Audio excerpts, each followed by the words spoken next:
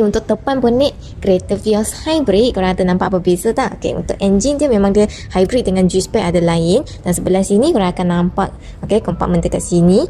Untuk hybrid system, dia ada inverter dia dengan ECU dia semua ada dekat sini. Dan ada satu lagi, untuk bateri 12 volt tu, dia sudah tak ada simpan dekat depan. So dia simpan kat mana? Jom ikut tunjukkan. Dia sama macam kita punya Camry, dia simpan dekat belakang boot sini.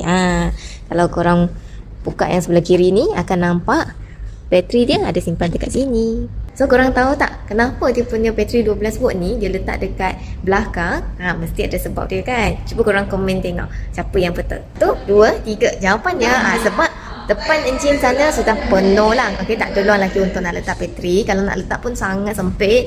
That's why dia akan design letak dekat belakang. Nombor 2 tu yang paling penting. Sebab kalau kita letak kat depan, biasanya kan kena panas, lepas tu enjin pun panas. Kalau letak kat belakang, dia kurangkan sikit panas dan dia akan lagi tahan lama untuk bateri kita.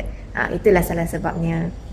So kalau korang ada berminat dengan kereta Vios Hybrid ni, boleh WhatsApp Bibiko, sedia membantu tolong korang dapatkan kereta idaman. Sekarang ni ada promotion, ada ready stock, minimal deposit hanya RM500 sahaja, sudah boleh dapat Vios Hybrid. Apa yang nak tahu lagi, komen cerita ke bawah ataupun WhatsApp Bibiko lagi cepat reply. Bye.